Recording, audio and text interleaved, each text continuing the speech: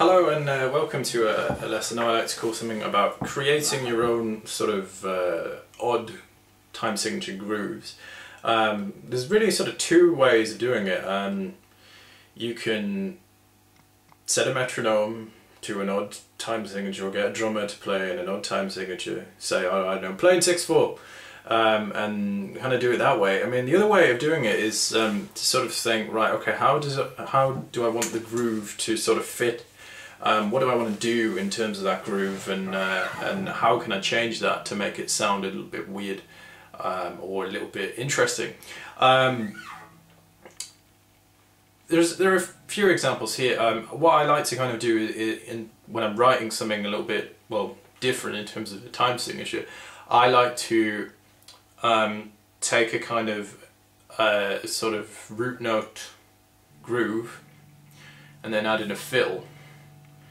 But then if you think about how many beats the fill and how many beats the groove, and alter those around, you know, to make the overall groove and overall feel of the song different. What do I mean by that? I'll show you in an example. You're probably staring at the screen going, what is he on about? Okay, I'll show you. Here's just a brief example that I made up about 5 minutes ago. Starting with 4/4 kind of groove. This is your groove element. 1 2 3 4 1 2 3 4 1 2 3 4 1 2 3 4. And then your sort of fill idea is something like, or 3 or 4. Now, what I mean by structuring the groove is 1 2 3 4.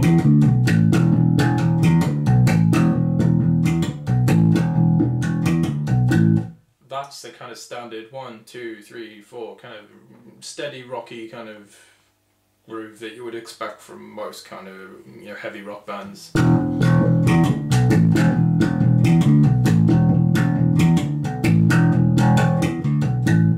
Right, so what I'm going to do now is I'm going to alter the rhythms a little bit with those two sections. Say for example I change the fill and change that to 3 notes rather than 4. So keep the groove going, 1 2 3 4.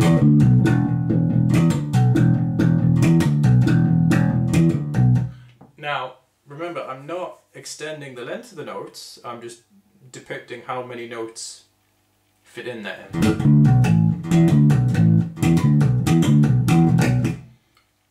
So, or you could do something like that, you know, different things to sort of change the groove idea. So that's one example of changing the riff. Another example would be you add in 5 notes, 1 2 3 4.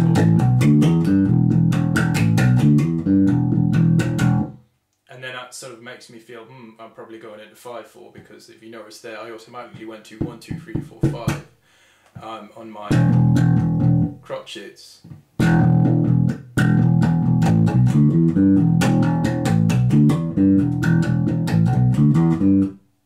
So that's 5 notes. So 4 in the kind of groove and then 5 in the fill. You could do it the other way around. You could have 5 in the fill and 4 in the groove. So 5 in the groove would be 1 2 3 4 5.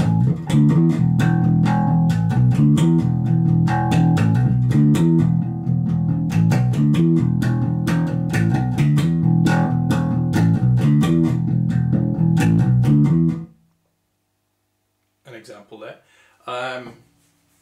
So it sort of gives it a strange kind of feel to it, and then you can experiment with that. Say for example you want 3 in the groove, 1 2 3.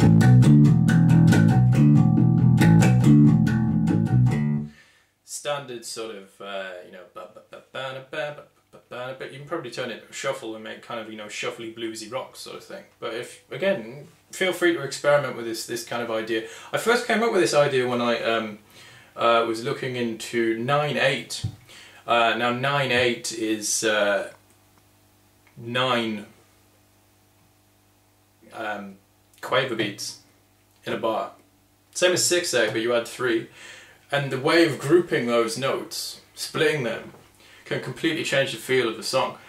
So you can do this with every time signature. You can split and alter them and things like that, and you can change the time signature by doing this.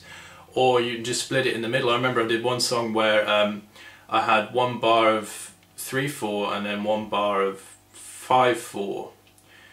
But if you add those together, that's 2 bars of 4/4. So instead of having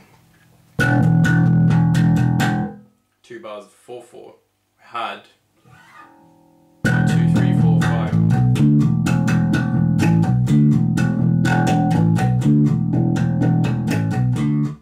Which still sounds like 4/4, but the way that it's split, the kind of groove is split in the bar, makes it sound very, very strange, and quite groovy, but quite different. So please bear that in mind in terms of your songwriting, and it's a great way to expand on stuff that's already been done. You know, stuff that's a bit mundane and a bit boring and a bit typical. I mean, I like typical kind of music, but it depends really what you wanna get out of it. But I would say no information is completely useless. You will probably find a use for it somewhere in your playing career. Thank you very much.